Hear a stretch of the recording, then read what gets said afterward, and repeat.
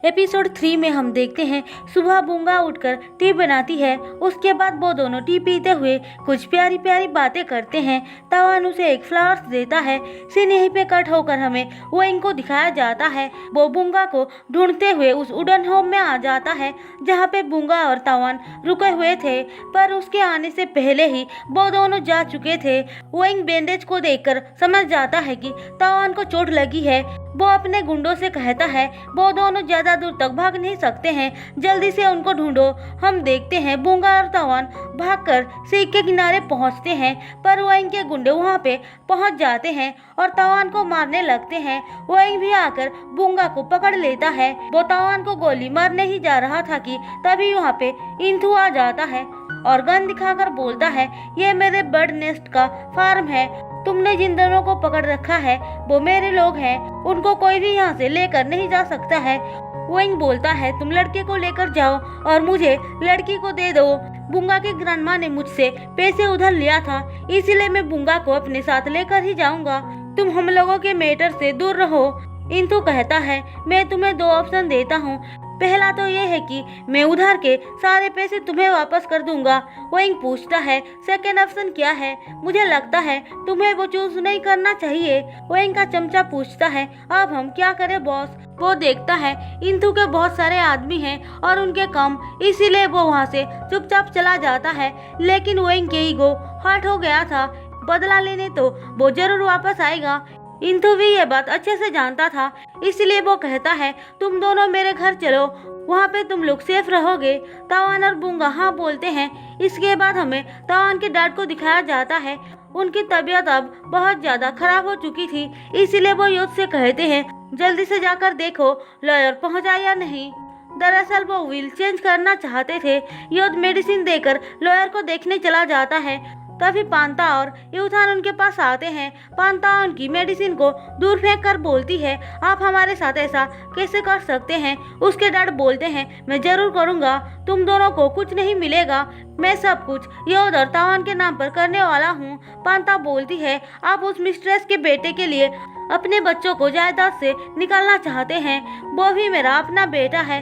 यूथान चिल्लाकर बोलता है आप हम दोनों से ज्यादा उस तवान से प्यार क्यों करते हो? क्योंकि तुम दोनों मेरे कंपनी को उस त्राकान जैसे नीच आदमी को बेचना चाहते हो। निकल जाओ मेरे रूम से। पर वो दोनों वहाँ से नहीं जाते हैं। यूथान युद्ध को देखकर डोर बंद करने का ट्राई करता है, पर जैसे तैसे करके युद्ध रूम के अंदर आ जाता है और पांता को अपने डर से दूर करता है। लेकिन तब तक बहुत लेट हो चुकी थी। मेडिसिन ना लेने के वजह से उनकी मौत हो जाती है। मरने से पहले वो युद्ध से कहते हैं तवान को घर लेकर जरूर आना। वहीं दूसरी तरफ बूंगा और तवान इंथु के घर पहुंच चुके थे। इंथु बोलता है बूंगा व्हाइट हाउस में रहेगा और तवान तुम मेरे साथ इस बिल्डिंग में रहोगे। बूंगा पूछती है तुम्हारे पास कुछ मेडिसिन सप्लाईज है क्या? इंथु घबराकर पूछता है तुम्हें चोट लग गई है क्या? मैं ठीक हूँ, तवान को चोट लगी है। इंथु अपने आदमी से कहता है जाकर मेडिसिन लेकर आओ। अब सीन शिफ्ट होकर हमें पांता और यूथान को दिखाया जाता है। पांता त्राकान को फोन करके बता रही होती है कि उसके डैड मर गए हैं। त्राकान पूछता है क्या उसने व्हील चेंज कर दिया? पांता कहती है नहीं वो नहीं कर पाया। तो फिर तुम दोनों को चिंता करने की कोई जरूरत नहीं है, मैं सब कुछ संभाल लूंगा। अब हम त्राकान की वाइफ जोसेम को देखते हैं। वो घर छोड़कर जा रही थी क्योंकि वो त्राकान के क्रूर हरकतें देख देख कर परेशान हो चुकी थी। वो उससे कहती है मैं तुम्हारे जैसे एक क्रूर पर्सन के साथ नहीं रह सकती हूँ। त्राकान बोलता है मैं तुम्हें इतनी आसानी से जाने नहीं दूंगा।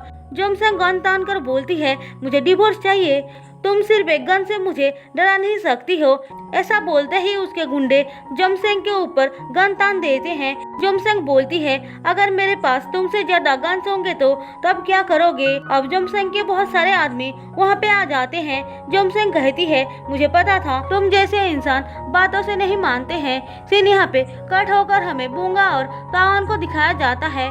बूंगा तवान की चोट पे दवाई लगा रही होती है। तभी एक लड़की उनके लिए खाना लेकर आती है। इंथु का ड्राइवर बताता है कि वो लड़की उसकी सिस्टर है जिसका नाम सुनतारी है। सुनतारी व्हाइट हाउस का हेड मेड है। तवान पूछता है इसे व्हाइट हाउस क्यों कहा जाता है?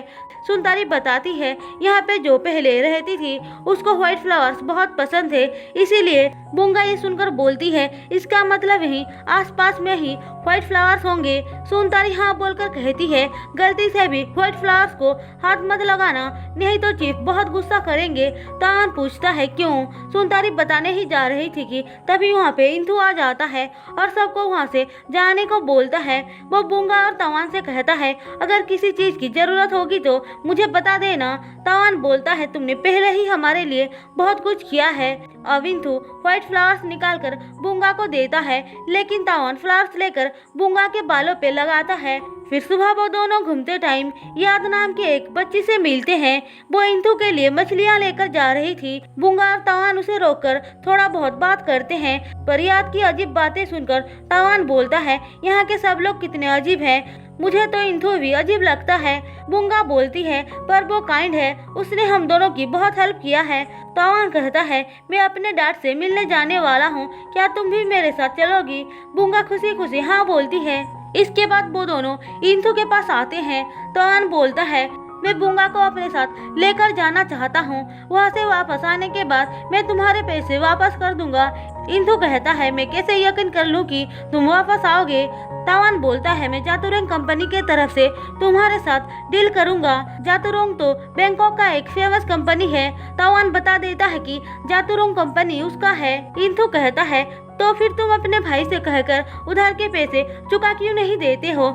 दरअसल वो बुंगा के उधार लिए हुए पैसों के बारे में बात कर रहे थे जो इंथु ने वो इनको दिया था। तावान बोलता है, मैं अपनी फैमिली से हेल्प नहीं लेना चाहता हूँ, मैं और बुंगा वापस आकर काम करेंगे और पैसे रिपे कर देंगे। इंथु ठीक है बोलकर चला जाता है। अब तावान योद को फोन करके सब कुछ बता देता है।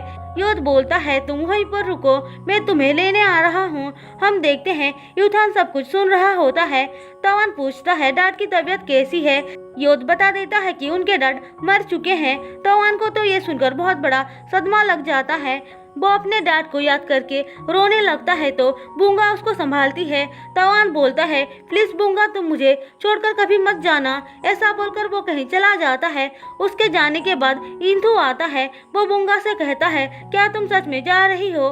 बुंगा बोलती है, क्या तुम मुझसे नाराज हो? हाँ मैं बहुत नाराज हूँ। बुंगा ये सुनकर माफी मांगती है तो इंथु उसका हाथ पकड़ लेता है। वो उसे कुछ बताने ही जा रहा था कि तभी वहाँ पे तावान आ जाता है। वो बुंगा के लिए फ्लावर्स लेकर आया होता है। तावान उसे फ्लावर्स देकर बोलता है, बैंकॉक पहुँचते ही हम दोनों शादी कर लेंगे। हम देखते हैं इंथु ये बात सुनकर खुश नहीं होता है। तावान बोलता है, इंथु तुम भी हमारी शादी में जरूर आना।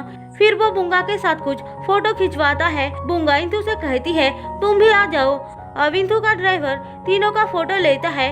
उसके बाद बुंगा और तावान किस करते हैं और उनका रोमांस स्टार्ट हो जाता है। वहीं दूसरी तरफ इंथु अपनी वाइफ को याद कर रहा होता है। अब हमें एक फ्लैशबैक दिखाया जाता है जहाँ पे इंथु की वाइफ कहीं पर जाना चाहती थी, इसीलिए रेडी होकर इंथु का वेट करती है, पर इंथु काम में बहुत बिजी था इसीलिए मना कर देता है। उसकी वाइफ को ये सुनकर बहुत गुस्सा आता है और वो एक सर्वेंट से कहकर बोट रेडी करवाती है अकेले ही जाने के लिए। थोड़ी देर बाद तूफान आता है। इंथु ये देखकर सोचता है, अच्छा हुआ मैंने जाने से मना कर दिया। फिर वो बाहर आता है तो देखता है उसकी वाइफ वहाँ पे नहीं है। अब उसका सर्वेंट आकर बताता है कि उनकी वाइफ की जिद करने की वजह से उसने उसको बोट ला कर दिया, पर तूफान के वजह से बोट पलट गई और उनकी वाइफ डूबकर मारी गई। इंथु ये सुनकर अपनी वाइफ के पास आता है और उसे पकड़कर रोने लगता है। अब प्रेजेंट सीन में बुंगा एक सपना देख रही होती है जहाँ पे तावान कहीं चला जाता है। बुंगा उसे ढूंढते हुए आती है तो अपनी ग्रैंड माँ से मिलती है जो बहुत रो रही थी। बुंगा पूछती है, आप क्यों रो रही हैं? क्या तावान मरने वाला है? ऐसा बोलकर वो चिल्लाते हुए नींद से उठ जाती है। तावान बोलता है, डरो मत, मैं तुम्हारे पास हूँ। अब इंथु का ड्राइवर आकर बताता है कि योद वहाँ पे पहुँच चुका है। तावान ये सुनकर योद से मिलने आता है। वो दोनों ही एक दूसरे को देखकर गले लगाते हैं। तावान उसे बुंगा के बारे में बता देता है। योद खुश होकर बोलता है, मुझे पहले क्यों नहीं बताया? फिर वो तावान को पांता और यूथान के हरकतों के बारे में बता देता है। वहीं दूसरी तरफ पांता और यूथान तावान को मारने का प्लान बना रहे थे। अब रात को बुंगा और तावान बोट पे थे बैंकॉक जाने के लिए। योद आकर बोलता है, मौसम बहुत खराब है इसीलिए बोट अभी नहीं जाएगी, हमें वेट करना पड़ेगा। तावान वहाँ पे दो आदमियों को देखकर पूछता है, ये दोनों तुम्हारे आदमी है क्या? योध बोलता है, मैंने तुम्हारे सेफ्टी के लिए इनको बुलाया है। पर तभी दो और आदमी आकर उन पर हमला कर देते हैं। योध बोलता है, तुम बूंगा को लेकर ऊपर जाओ, मैं नीचे जा रहा हूँ। फिर वो लोग अलग हो जाते हैं। अब एक गुंडा तवान के ऊपर अटैक कर देता है। बूंगा उसे बचाने की ट्राई करती है, पर वो खुद गलती से पानी में गिर जाती है। तवान उस गुंडे को मारने के बाद बूंगा को बचाने के लिए पानी में चला जाता है। इंदु को जब इस बारे में पता चलता है, वो तुरंत ही वहाँ पे पहुँच जाता है। उसका एक आदमी बोलता है, हमने 2 बार चेक कर लिया पर बूंगा और तवान नहीं मिले, योध भी नहीं मिल रहा है। इंदु बोलता है, मुझे पूरा यकीन है बूंगा मिल जाएगी। ऐसा बोलकर वो उसे ढूंढने लग जाता है। रात से सुबह हो जाती है पर बूंगा नहीं मिलती है। वहीं दूसरी तरफ पांता और युसान लॉयर को बुलाकर विल के बारे में बताने को बोलते हैं। वहाँ पे कुछ और लोग भी थे। लॉयर बताता है कि चारों सिबलिंग्स में से किसी की मौत हो जाएगी तो उसका जायदाद बाकी बचे हुए सिबलिंग्स में बढ़ जाएगा। उन दोनों को लग रहा था योध और तवान मर चुके हैं, अब सब कुछ उनका हो जाएगा। लेकिन हम तवान को देखते हैं जो पानी में से बाहर निकल रहा होता है। और इसी के साथ एपिसोड 3 खत्म होता है। दोस्तों, अगर आपको मेरी एक्सप्लेनेशन पसंद आई हो तो चैनल को सब्सक्राइब और वीडियो को लाइक जरूर कर देना।